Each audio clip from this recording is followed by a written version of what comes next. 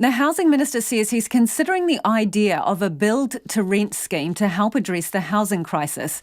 Phil Twyford told a select committee that a scheme that allows large commercial investors to build apartments on Crown land is a promising idea.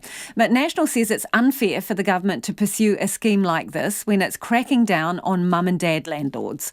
The minister's also found himself in hot water after failing to include a high-level meeting in his publicised diaries. Here's political reporter McCullough. Phil Twyford says the building blocks are being put in place for his much-anticipated reset of the failing KiwiBuild program. Today he told MPs they're taking their time to get it right, and the reset will affect not just KiwiBuild, but the government's whole housing program. The future delivery of the program is also being tied up with the establishment of the Housing and Urban Development Authority, which will be the government's delivery agency for the build program. And alongside that, a consolidation of Housing New Zealand's developer capability. Mr Twyford says the changes will be taken to Cabinet shortly.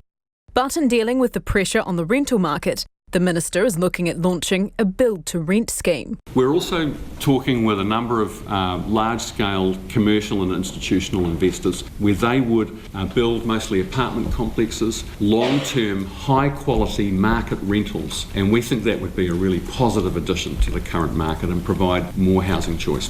National's Judith Collins says Mr Twyford appears to be giving up on the Kiwi homeownership dream. This seems to be some sort of acceptance that New Zealanders can't get their own home, that there is no hope for many New Zealanders, and I don't think that's acceptable. Mrs Collins says this kind of scheme will be a slap in the face for mum and dad landlords. Crown land being given to big corporates on a deferred payment basis so that they can build the rental houses, so they can get the rent from it. At the same time, they're being so mean and hard on little mum and dad investors and landlords. It just seems bizarre to me. But Mr Twyford says build to rent is a promising idea and he's still seeking advice on it. He says it's a bit rich for Mrs Collins to say her party is ambitious about home ownership. The National Party have got 1,001 excuses for not building houses. We had a 9-year experiment with that, and it's not pretty. If we can get some large-scale commercial investors to put their own money up, that's got to be a good thing. Mr Twyford was also fending off questions on another front today.